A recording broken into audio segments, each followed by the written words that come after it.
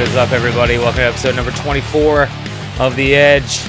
I'm your host, this little shindig, Valise, as I'm known around Azeroth and most of the Shattered Hand US and a little bit of Kulturus. Coming up on tonight's episode, we're going to talk more about Garrison's Bashok's tweet on the Valor cap, and that's raised some concerns. And should be flying be allowed in Warlords, the other hot topic issue.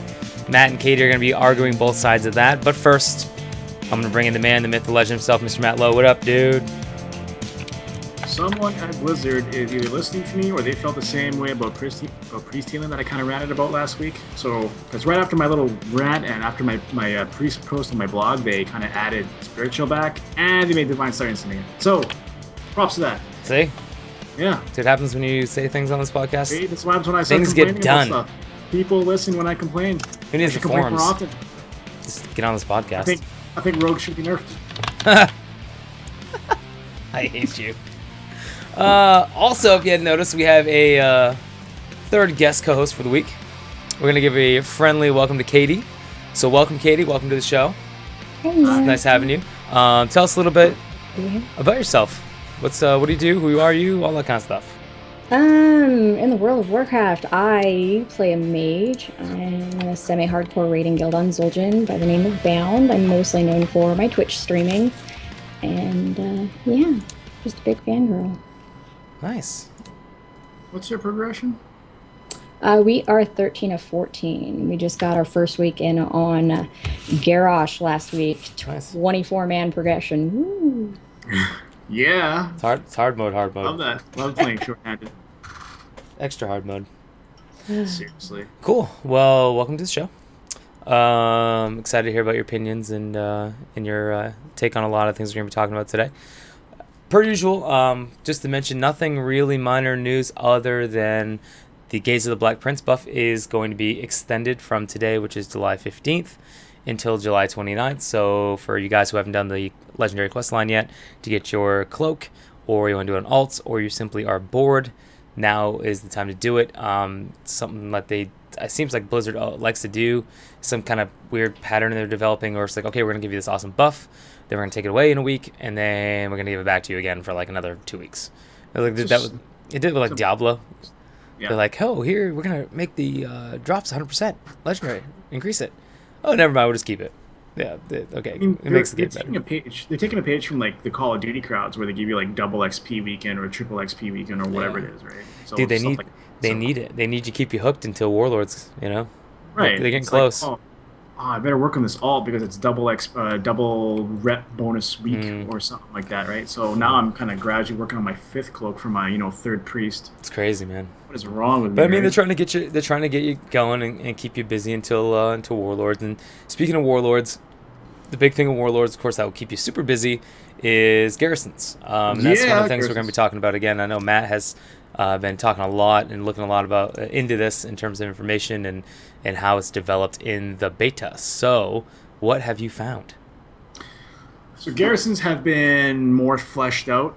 It's just in recent builds, you were limited to what buildings you could create, what level your overall garrison was, and now there's some more screenshots out there that kind of display what level 2 looks like. And now you've gone from like this, small fenced off looking, wooden post kind of like building. Now you're going to a fortress, like an actual fort now, with you got some stone and some wood that function as legit walls. I mean, now this thing looks like an actual defensive perimeter that's not going to get knocked over by some guys farting on it, for one thing. So it's starting to look more legit. It looks awesome. Level 3 actually isn't released yet, but I guess there was a bug and it was accessible by accident. And there were some screenshots of that going out, and that thing is like pure stone, pure granite, maybe some marble or whatever, something like that here and there, and that thing looks like it can take a beating. So these garrisons are just looking like better and better.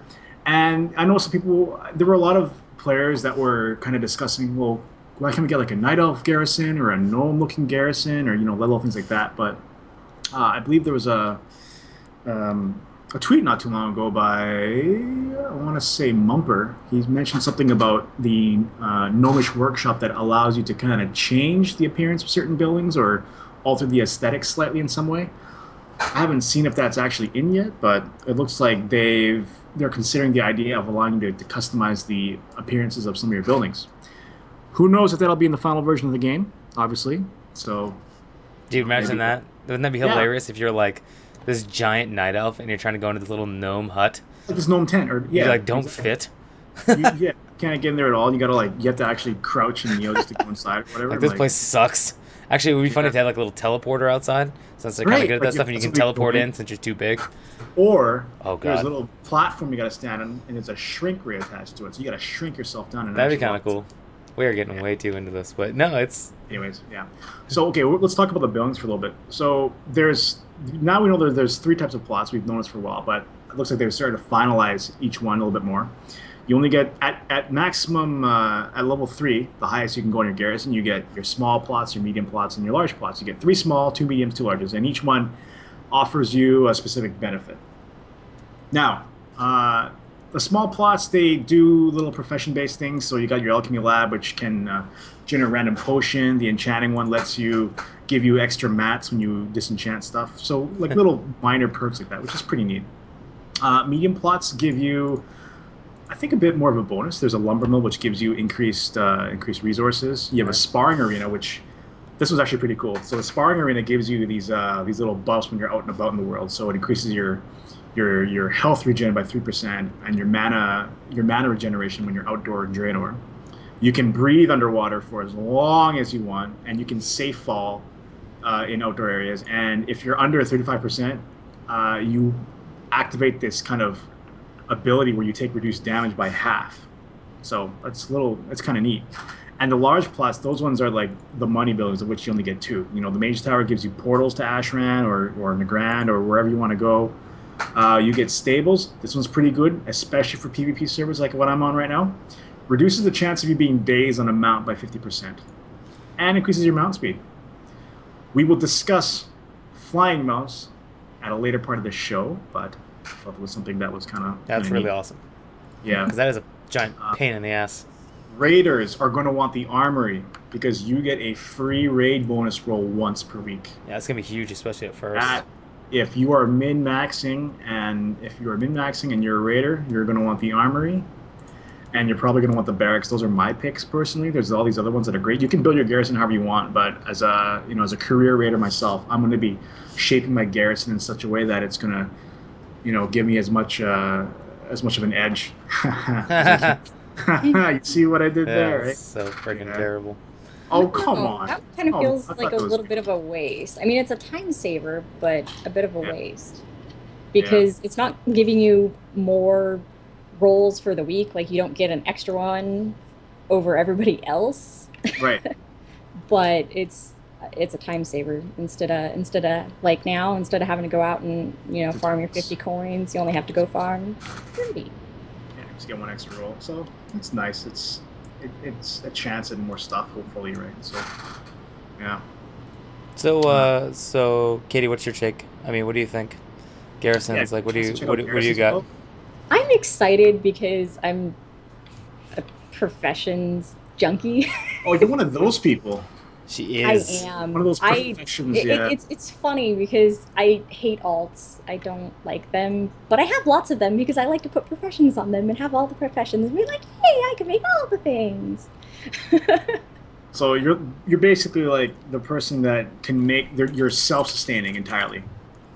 Yes, I am because the server, like my home server, which is Draenor, funny enough, Oh, ironic. had this guy that just ran the gambit on the auction house and he would obliterate prices. And I'm like, I am not dealing with you.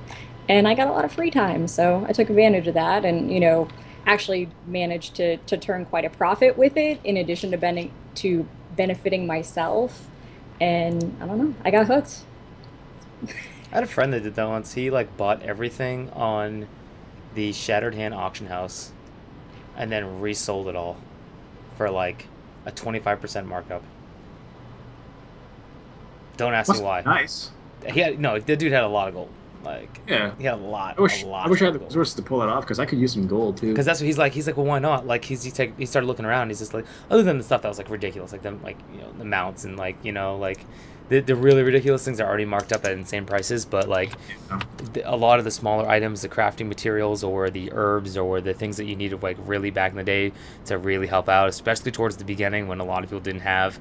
I remember when feasts were big in Cataclysm, like getting all the feasts ready and all that kind of stuff. He made so much money, like so much money. It was crazy. I kind of hope we keep our noodle carts going to the next expansion. Maybe the Pandaren will come with us and give us some food as we're out there. Yeah, that'd be kind of cool. Hey, speaking of auction house, so have you heard of the Undermine Journal? Yes. Yeah, what's going on with that? I'm sad about the fate of the Undermine Journal. Well, hang on. Let's take a step back for a second. So there's probably going to be a couple of viewers out there that don't actually know what the Undermine Journal is. I don't actually use it that often because I'm not an auction house junkie. Would you happen to be able to provide kind of an overview? Like, do you use it for your professional stuff? I can expand upon it. The Undermine Journal is this beautiful, amazing resource for auction house data. So if there's something that you really want, that you're looking for, you can go and you can look up whether Horde or Alliance, which I know is going away in Warlords with the combined auction houses, which may actually benefit Undermine if it doesn't go away. So you can always see what's your faction, what does this item go for, what is it trending for the last 30 days, what is it selling for on other servers, how recently has it sold, how many are available. So you can kind of know if you're getting gouged on your server for an item, which would be really good for like pets or mounts if you have things on other places you can go buy and learn it, and then you have it on your other server. Great for moving stuff around and knowing what's trending, like inscription with glyphs and things come in and out of popularity. Like a spectral tiger? Maybe. Hey, you can find out where they're selling.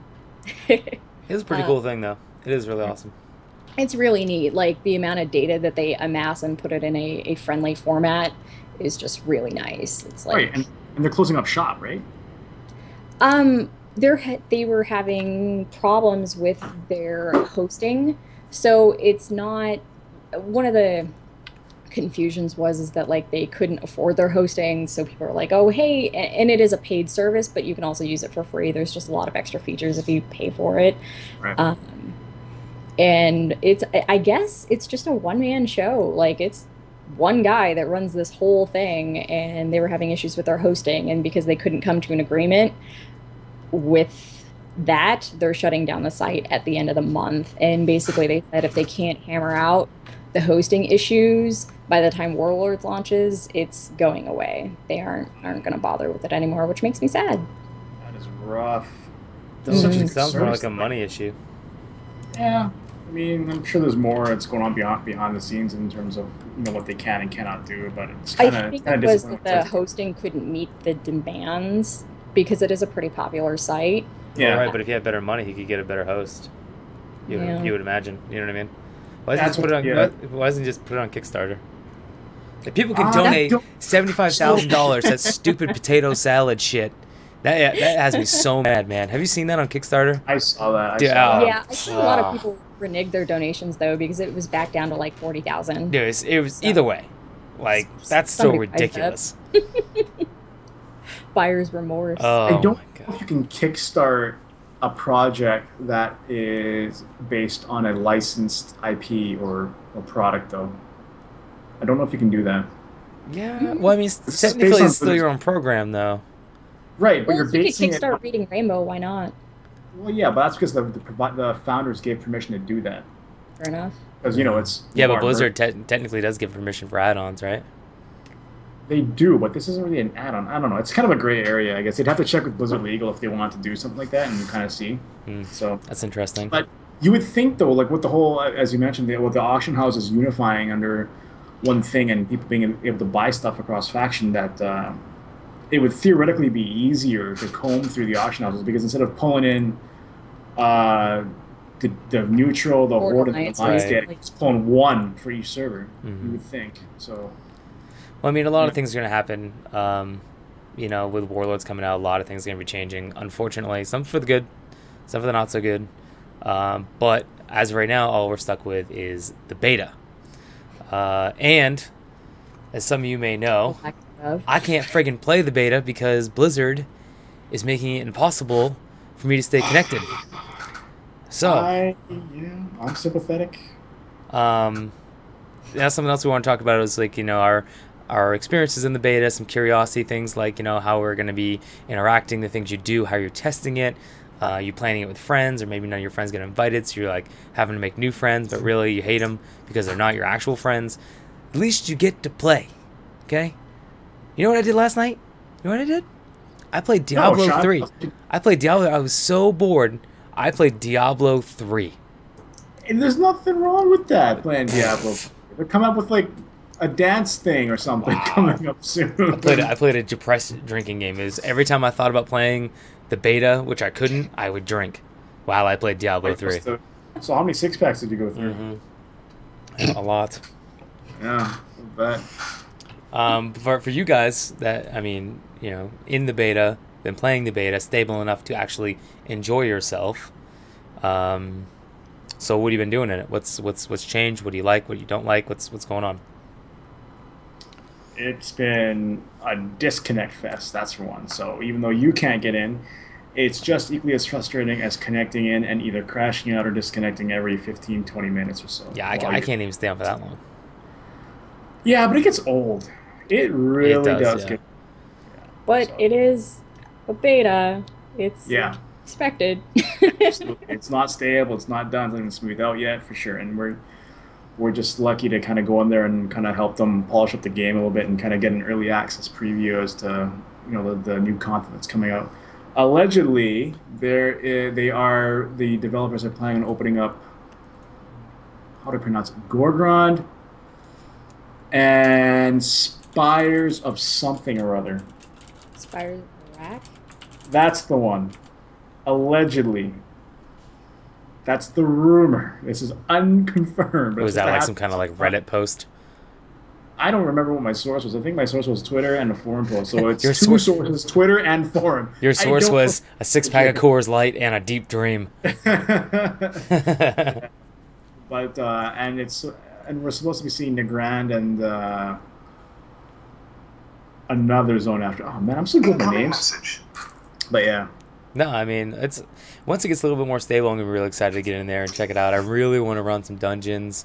I've been following a couple people's forum posts on how they've been running Siege with Mythic difficulty and all of the the encounter problems, or sometimes it's just graphical problems, sometimes it's actually mechanical, like real deep mechanical problems.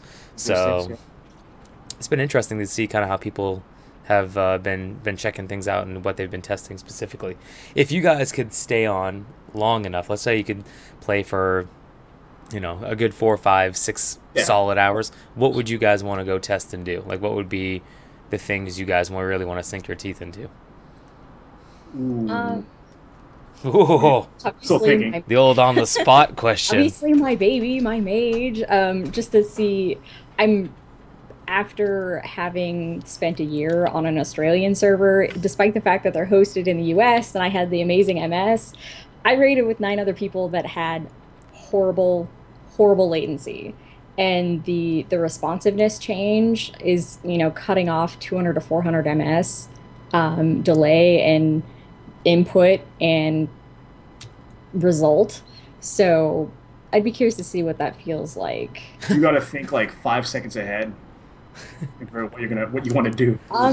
Yeah. I mean, it's good thing your DPS.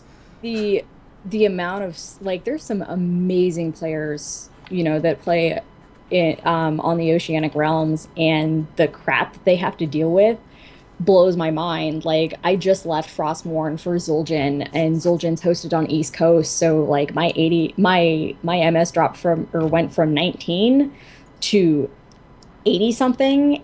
And for a good week, stuff felt unplayable. And I know it's like a really spoiled QQ kind of thing, but just that much delay messed stuff up. Stuff that I thought went through, oh look, that spell didn't cast, or that cooldown didn't blow, and it's landed me dead a few times.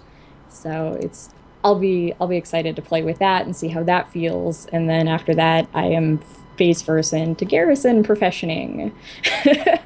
Figures. There it is. That's everyone's things. Garrison. I'm stuck with my Garrison right now. It's not advancing. I can't find any recipes to build buildings or whatever. So I'm kind of stuck at the moment, and I'm debating whether or not to just try restarting my character again and doing all the quests and stuff, or just ditching it and doing it later. My But thing would be dungeons. yeah, A dungeons lot for of you. dungeons and a lot of exploring, just checking it out, seeing what they've added. But a lot of the I think we talked about this either last episode or the episode before that about how the graphics have changed, where you're running over grass, the grass sways depending on how you run over it, and just the Yeah, little minor details like that add a lot of aesthetics to the game. But a lot of it too is you know I guess keeping an open mind, right? yep. Yep, yep. Would be something that I would probably tell a lot of people. I mean, I try to do the same thing, but if I can't stay on longer than a minute, then You're kind of dead in the water. yeah, and it makes me Yeah. very angry. And then I can't I mean, say anything you- about it because I don't know what I'm talking about because I can't play it. Right. So you're Patience, stuck relying on patience. observations and stuff. Mm-hmm. That's the way I it mean, for goes. me, it would just be raids. If I had 4 hours of uninterrupted time, it would just raids, raids, and more raids. Right. That's it.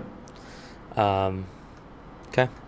Well, maybe one day we will actually be able to play together and actually experience something that is other than staring at the vanilla login screen. One day. One day. Soon. One day.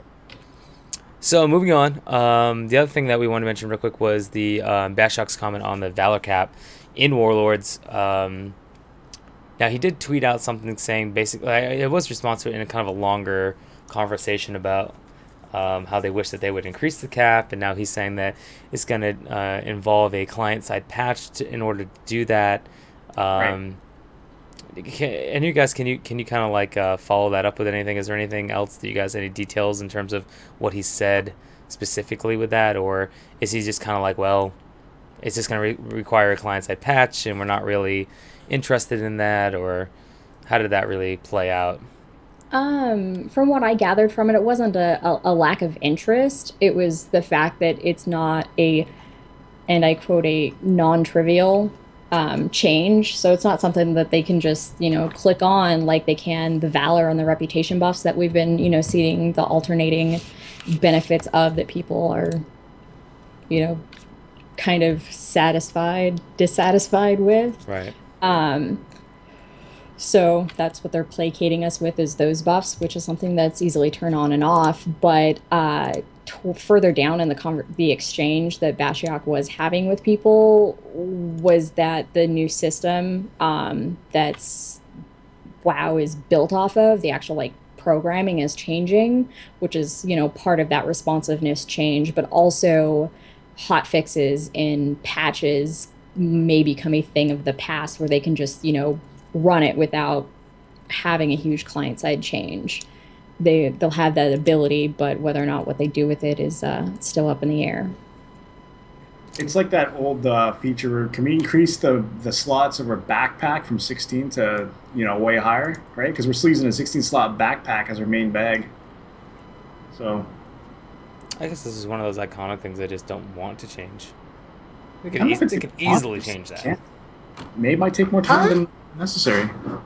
Let's see how that would From take a I while. It sounds remember like- Ghostcrawler responding about the bag thing, is that amusingly enough, something that seems like a simple concept on the back end was actually a huge ordeal, and Lord only knows what it'll break by making that change. But I guess you don't know Yeah. how it's break Puzzle. until you try. I don't know. Yeah, I mean, I don't even know how much Valor can you get in 1 week. I wonder how much you're gonna be able to get in Warlords, anyways.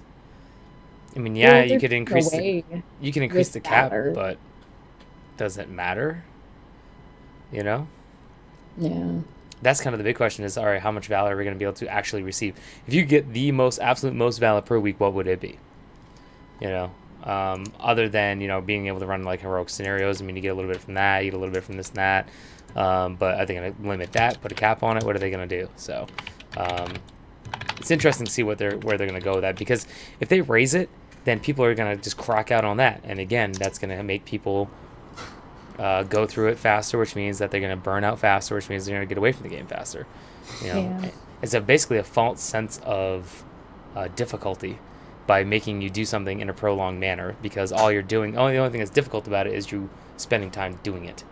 You know, it's not so much the act that's difficult, it's the time spent that makes it difficult. So. And what are you losing in exchange? Right. What content are we not going to get because we're annoyed by this current mathematical issue? Right. But I don't know. One thing that always kind of blew my mind, because I don't PvP, but people increasingly ask me like, "Hey, you should come with." And I noticed on conquest points, you can get all of the conquest points that you missed for the whole season, and you could grind that out in one day, physically possible permitting, and recoup those losses. If you miss a week of Valor, You lose. done. You don't get that back. And so it's curious as to why do the PvPers get that, but the PvEers don't.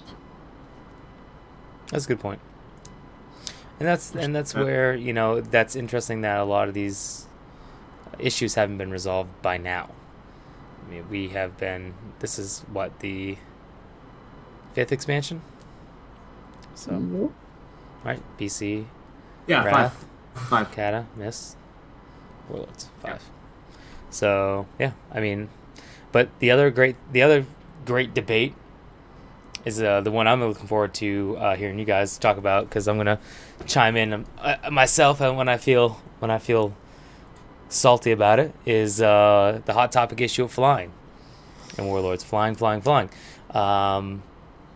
So what we're gonna do is who should I start with? I'll tell you what. I'm gonna start with Matt. Matt's gonna do pro flying because he likes. Look at him. Look, he's getting all angry. He's getting ready to go. He's cracking his back and stuff. Look at him. He's like all angry and stuff. So this is what I'm gonna have him do. I'm gonna have Matt do pro flying. I'm gonna have Katie do non-pro flying, and how it's gonna affect everyone. And I'm gonna kind of. I'm actually gonna pick a winner. That's what I'm gonna do. I'm gonna score points over here. I got my pen. I'm gonna keep a tally. All right, Matt, you're up. Pro flying. Okay. Why convince me that I want to keep flying in the game? Why do I want flying? So we know that when we first go into Warlords, there is going to be no flying for patch 6.0. Mm-hmm. We also know that when patch 6.1 hits, flying may or may not return. Okay, so this is not a downright removal of flying. It's just in that period. So make it very clear, because there's a lot of individuals out there that are like, oh my god, they're removing flying. Period. Okay, so this is why flying should stay.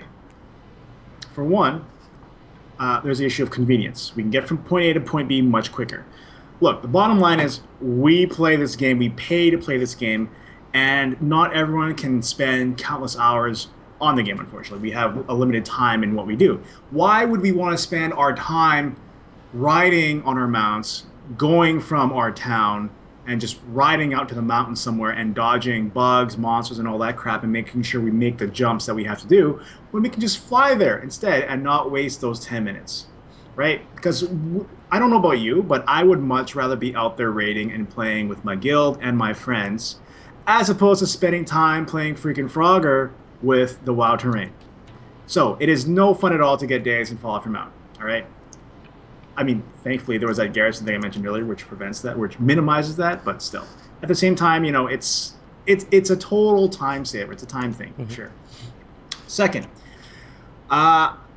you know there's a BattleNet store, and you've made purchases on flying mounts, and maybe you've made some more in-game purchases on flying mounts.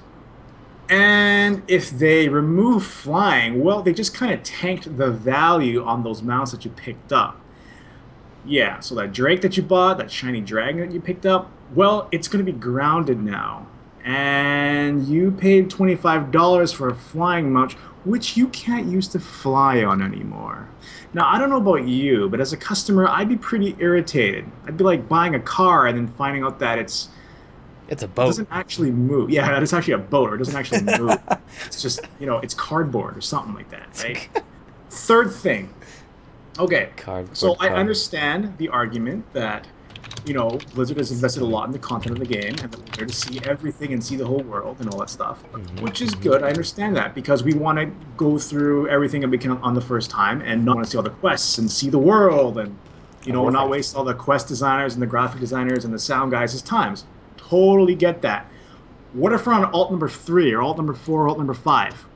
I've basically memorized just about the entire quest. I don't read the quest text anymore. I don't go, ooh, or ah, at the trees and the mountains and the terrains. I just want to get there and level my ass to 100 as quick as I can so I can do all the fun alt stuff that I've always wanted to do.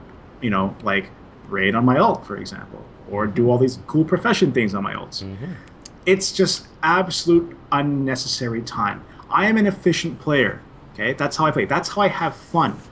If you want to explore and you know, check out the world and just take your time and all that stuff, you can totally do that. It's not. This is not an either-or argument. It's not either flying or ground mounts, right? It's not one or the other. You can do both. If you choose to not fly, my argument is you don't have to fly.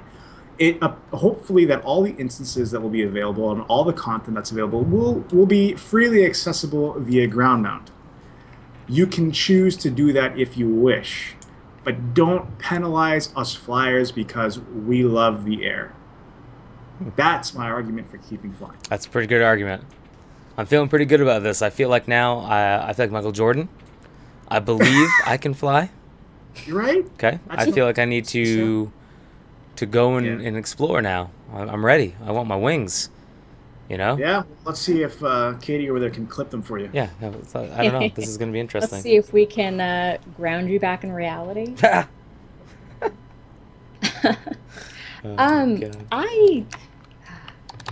I don't see the flying as being that, like, it's not that intrinsic to me. I know Blizzard's explanation is trying to prolong the experience, but and efficiency has its place, but if you wipe in a raid, do you leave because that wasn't the efficient way? Are you just done? At that point. Are you one of those guys? But nobody's ever going to be completely happy. There's always going to be this dichotomy of feeling. And amusingly enough, my favorite mounts are ground mounts. Even like my most favorite flying mount right now, I hate as a flying mount. It is the ugliest thing as a flying mount, but it's awesome as a ground mount. And I'm so excited and I want to run around with it and actually get to use it. Look at you. Oh, I got the slow blink.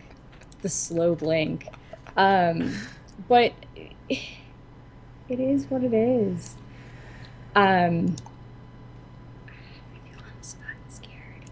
I don't know. That's it? That's all you got for me?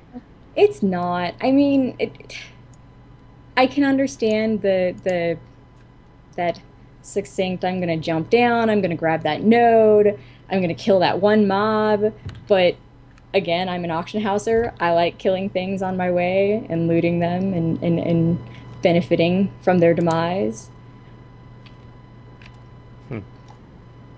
I can see how ground mounts are good, because I remember when, you had to clearly not take the road in Stranglethorn Vale in vanilla. It's like, unless you were geared, unless you were in a group, you stayed away from the road because you get your ass kicked, which was kind of nice. You felt more of a sense of connectivity with the population. Sometimes that's even how you met some of your guildies for the first time, is that you had to group up for a quest, and you have never even probably saw that person if you're flying by him versus riding there together. So that kind of makes sense. In the same hand, I can see, okay, well, I don't really want to ride everywhere, because that's, again, I mentioned earlier, it prolongs the game. It makes it so the things you do just add more time, which means you play the game longer, which obviously is ultimately Blizzard's goal. But this is something I would propose to Blizzard. Why don't you make it best of both worlds? Okay, so why don't you do flying as a reward? You're saying, well, what do you mean? It's like, well, when you come on, when you fly back, in the way it seems like they're going to have the quest set up in the beta, at least as how it goes, is you don't have any of your talents, you don't have any of your major skills. You got to earn them back, because when you were transported back into time, you kind of are all discombobulated, a little bit messed up, right? So you need to earn those things back as you quest, because you're kind of like remembering, like, oh yeah, this is how I attack, and this is that ability I know, I remember I could do. It's kind of like you have like a amnesia almost a little bit.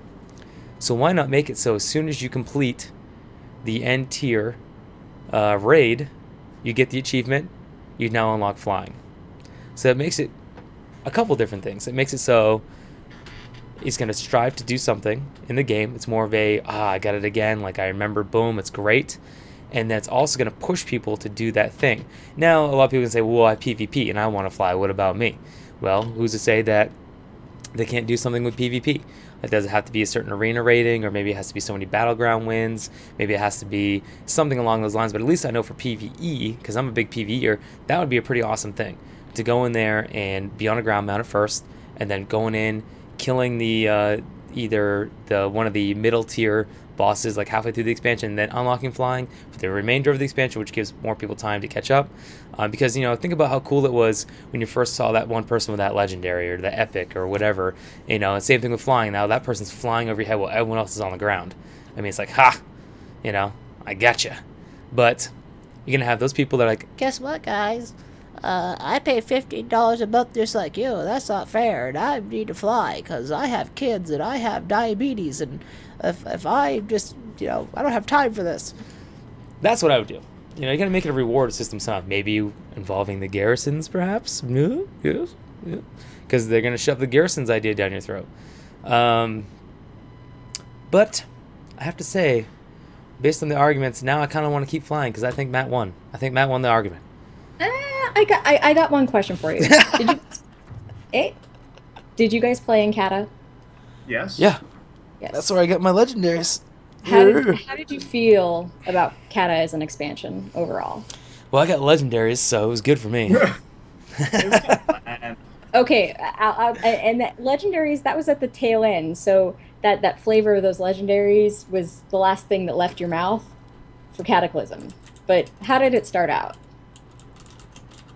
How did it start? pretty It's- damn linear. Yeah, I mean, it was pretty like straightforward. I mean, it was like complete quest, do the things. I mean, it was, I mean, I think that I like what they did with the idea of Cataclysm, but I mean, you were confined to only a couple zones, which got old really fast. But you needed that, you know, I don't know.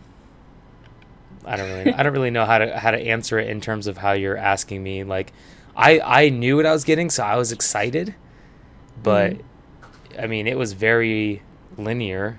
I mean, I agree with Matt. It wasn't like, There was no selection. There was no choice. You had to do either these set of quests or you didn't progress, and that's when the phasing moved on. So it was kind of boring in that sense. Yeah. Well, okay. So I kind of got your feel on it, which neutral, lukewarm feeling. I was getting And legendaries. Cataclysm has kind of been lauded as, you know, the worst expansion so far. But Cataclysm had something that the other expansions didn't, and they had flying right off the bat. You just flew in, you flew out.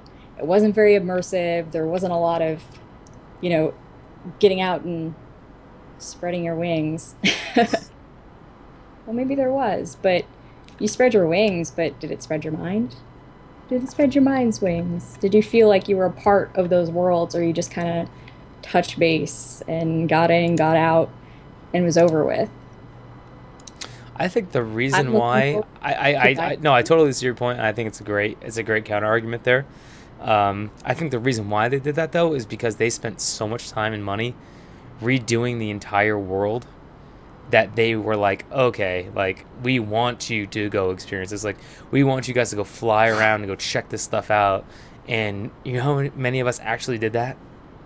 No one, because we didn't care. Yeah, we Like, we didn't care. We're like, is this new because content? you didn't have to No. run through. You took your highest elevation, pointed the direction you want to go, and AFK until you got there. Well, I mean that. Well, that's the thing with the newer zones, and when you're trying to progress in level. Yeah, I mean, obviously that is the way to do it, because obviously you want to hurry up to get to Excellent.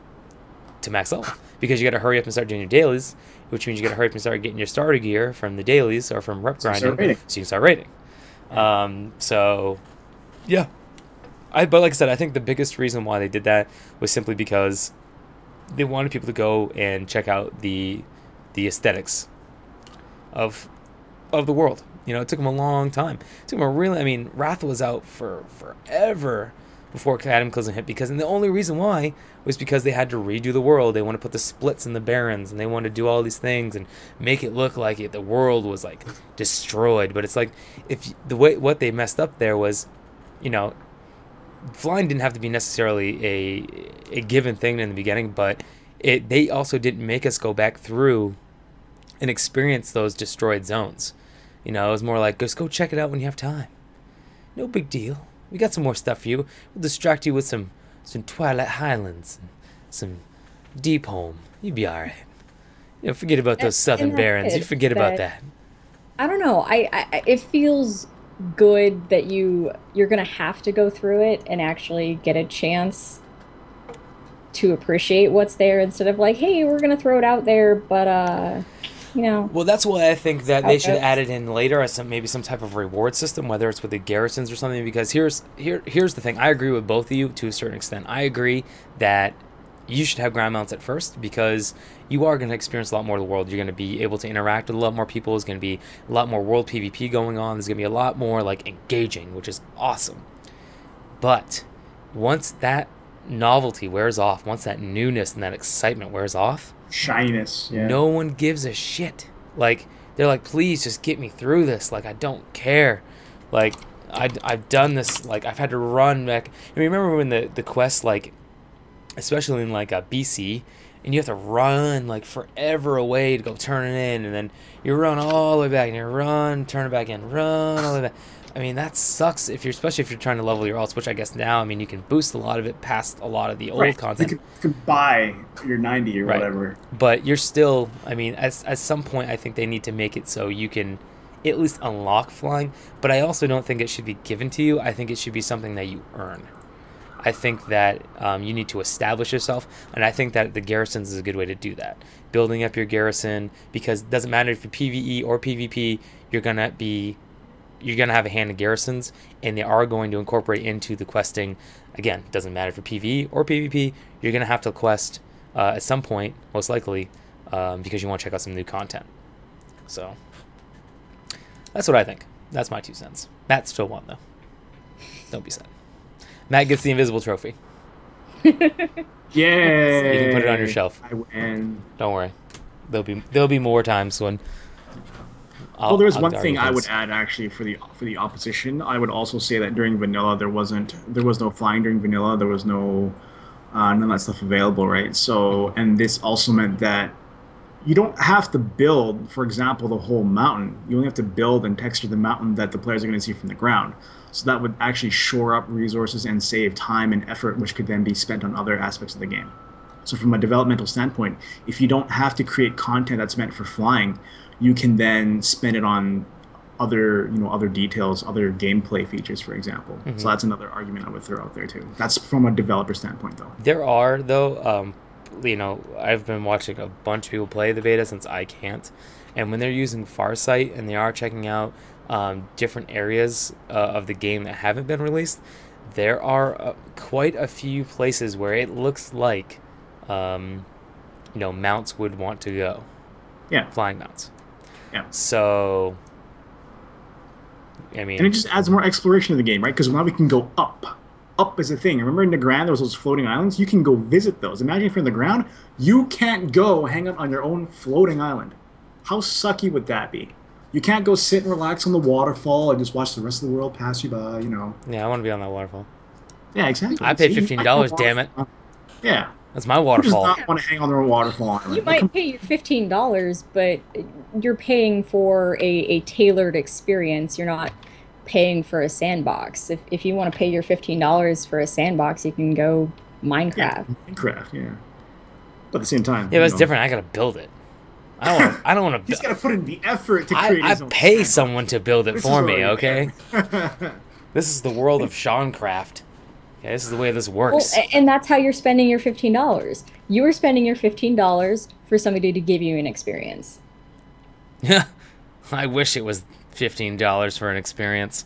Let me tell you, this experience is not worth $15. It should be worth 10 or 2. How come we can't get like free credits in WoW? You ever wondered that?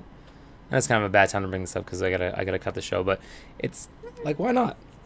You know, WildStar did it, and it's a pretty successful thing. Recruiter friend? No.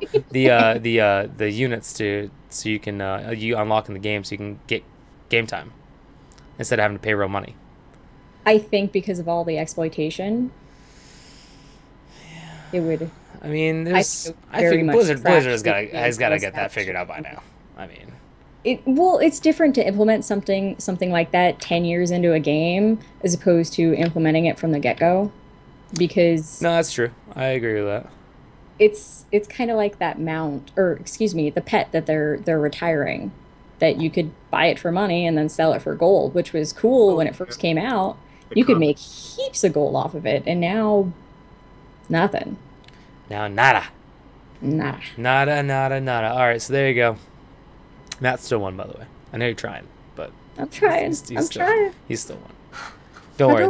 The trophy is very nice. So I'm just gonna hug it. So there you go. Hug it and pet it and call it George. Matt, anything to say before we're out? We are done. I got nothing else to add. That's it. Yeah. And Matt's still recruiting, by the way. So anyone that's willing to play Warlords, he will recruit you. Yeah. Yeah. I think we want it. So are we. Hey, can't recruit here. Only one at a time. Sean. Yeah. Are we shooting next week? No, that's something I was going to mention here before I signed off, is that I'm actually moving. I think I talked about this last week. Next week is the first day I can actually be in my apartment, which means the first day I can actually start moving my stuff in, which means I have no time to put together a show. So next week, the 22nd, we will not be having a show. Does that necessarily mean we will not have a show that week? It would just not be on Tuesday because I'm going to be busy. Yeah. So, but we'll keep you guys posted on Twitter and all that fun stuff. Katie, do you have anything before we go? Plugs, shameless plugs, Thanks high for joining fives. us, by the way. It's been a pleasure. A slightly terrifying pleasure. Yeah, it's been an experience, hasn't it? Yeah, it's all right. 100,000 people are going to watch this, so don't be too scared. It's another thing off the bucket list. Well, it's been a pleasure having you. Thank you so much for being on the show with us. As always, we go live Tuesdays, 8 o'clock Eastern Time, 5 Pacific, except for next week because I'm busy. But other than that, guys, we'll see you next time. Don't see me. There you go. Watch your stream. Twitch.tv/KTJN. Boom. There you go. We're out, guys. Peace.